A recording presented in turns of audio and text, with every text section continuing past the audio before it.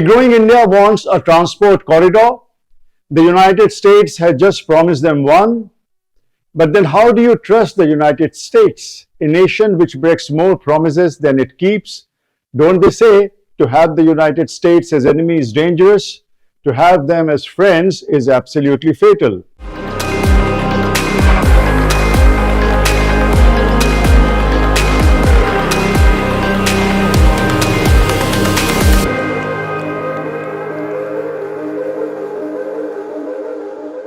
Welcome to this new edition of WiseHeads. I am your host, Ashish Shukla.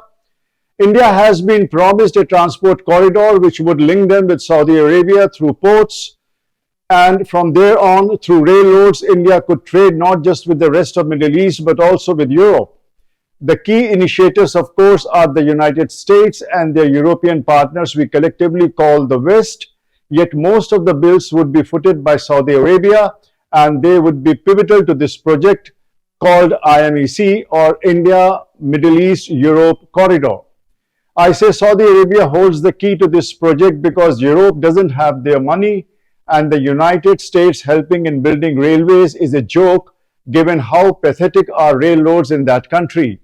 The United States, just to remind you, still doesn't have one high-speed rail, not one. In the last 30 years, on an average, the train mishaps in the US exceeds 1,700 per year. It all begs two questions. One, why India should believe the word of United States on this transport corridor?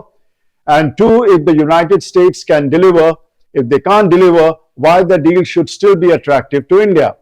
There is enough reasons for the world not to trust the United States.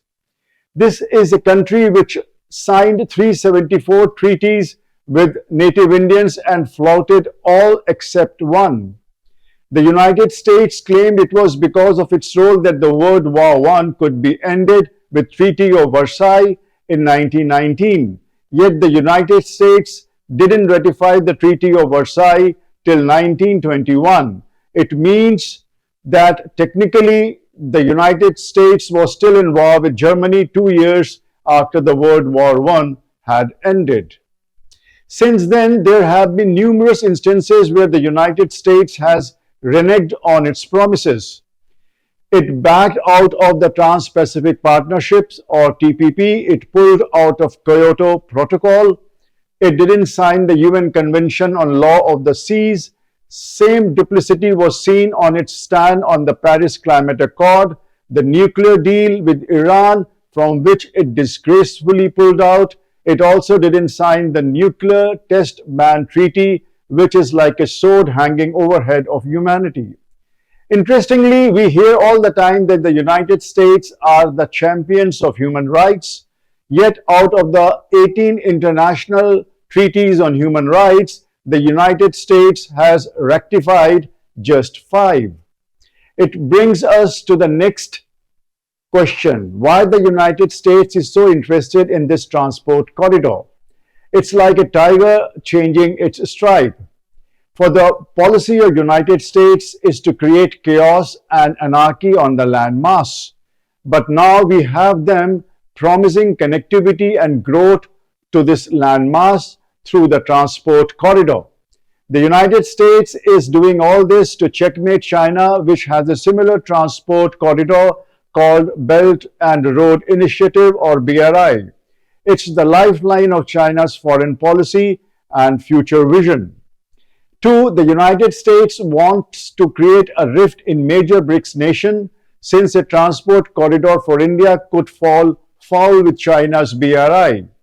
3, it's an attempt to restore faith with Saudi Arabia, who doesn't listen to Washington these days. So much so that it's getting closer to Iran these days, which is anathema to the United States. Against the interest of the United States, Syria is now part of the Arab League. If this is all known, why Saudi Arabia and India are so keen on this transport corridor? Saudi Arabia is interested in this corridor because it wants to prepare itself for a post-hydrocarbon future. There is enough talk of green energy and Saudi Arabia doesn't want to depend on their oil forever. It wants to diversify. It wants to be a hub of financial markets and technology. It wants to be a center of trade of Middle East. It sees India as a huge market which could help the Saudis fulfill their future vision. It also wants to have safeguards for its fundamentalist theocratic state. This is against its virulent Islamic clerics. This is regressive and could hurt Saudi Arabia in future. Saudi Arabia doesn't want an angry youth which makes up 63% of its population, or a youth which talks only of jihad and fundamentalism. India likewise is keen on a transport corridor. India is frustrated for its land trade is almost non-existent. It has Pakistan and China on its western and eastern flanks. In the north is Himalayas. The rest of the access is through seas.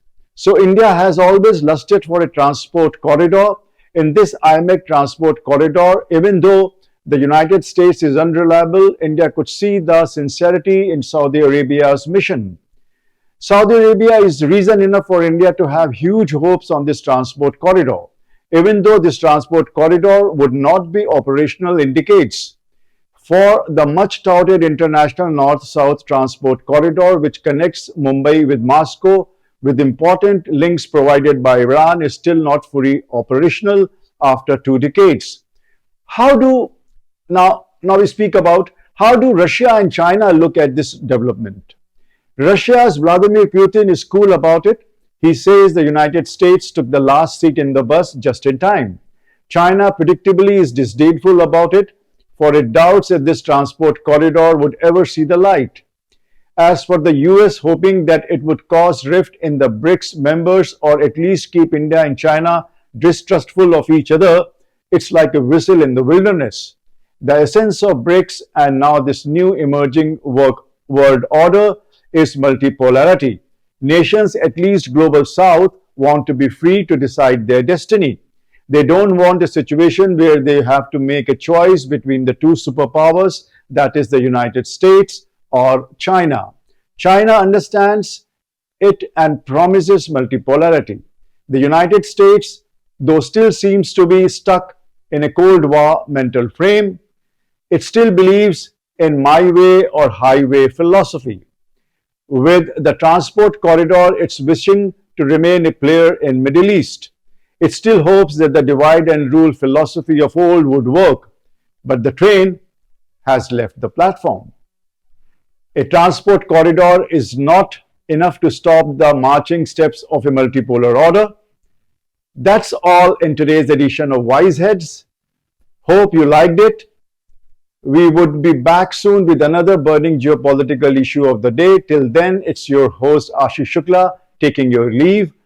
Goodbye.